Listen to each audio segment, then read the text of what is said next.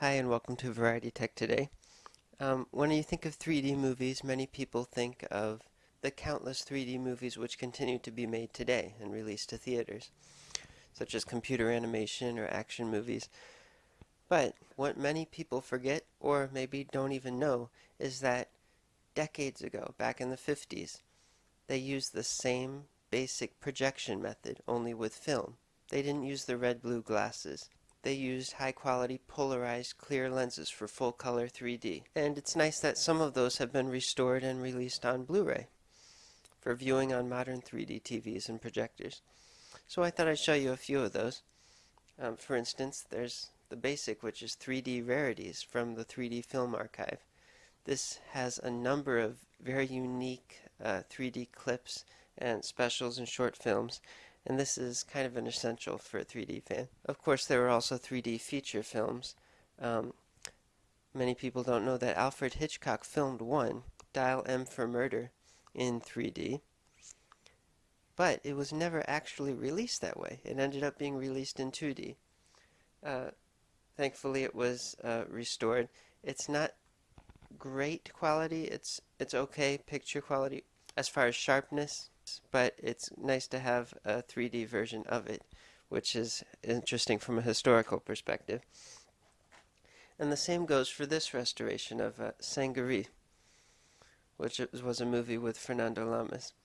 It was an interesting period drama. The 3D Film Archive also worked on this, and while it's not the greatest quality, technically speaking, picture-wise, it was done as best as it possibly could with the surviving elements. And in the bonus material, for people who like to work with 3D, you'll find that very interesting, how they utilized what they could to make the best 3D master possible. Some 3D movies were preserved and survived quite well, such as It Came from Outer Space. The 3D is pretty good in this one. It's a black and white movie, but it's nice and sharp copy, nice and sharp print. It's a fun outer space, eerie adventure that's very typical of the time period. And along that same line is Creature from the Black Lagoon, another Universal monster movie that was filmed in 3D. This copy is also very nice quality, nice and sharp. And what's interesting about this movie is that they built a waterproof 3D camera rig, so there's a lot of underwater scenes. And a few good pop-outs as well, such as the hand coming toward you, that creature's claw. Okay.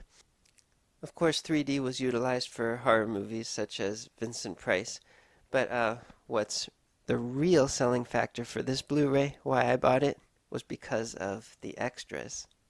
I bought this Blu-ray for the Three Stooges. Yes, the Three Stooges made two of their normal short films filmed in 3D. One called Spooks and one called Pardon My Backfire.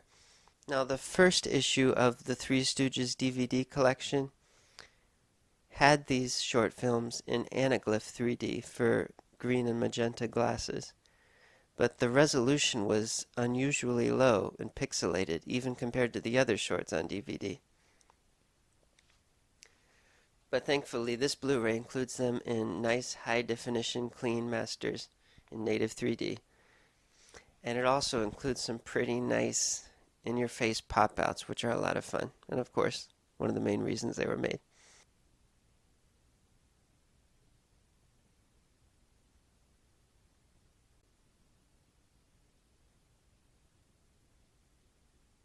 And if you're a big Three Stooges fan, this is of course essential for that uh, binging session. And then there's Vintage 3D Volume 1, which includes the complete B-movie Catwoman of the Moon. There's also an early test of a train coming into a station that many have heard of, as well as accidentally filmed 3D when two cameras were filming side by side from an early 1914 comedy. These aren't the greatest quality, but they are the first time they're available in native 3D.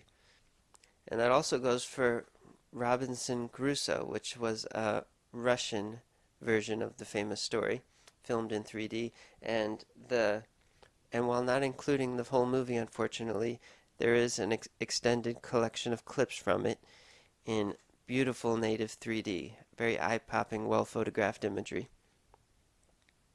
There's also stereo cards on it that have been newly formatted for the Blu-ray 3D format. And, interestingly, some modern 3D conversions of vintage content, which were manually converted the way movies are made today.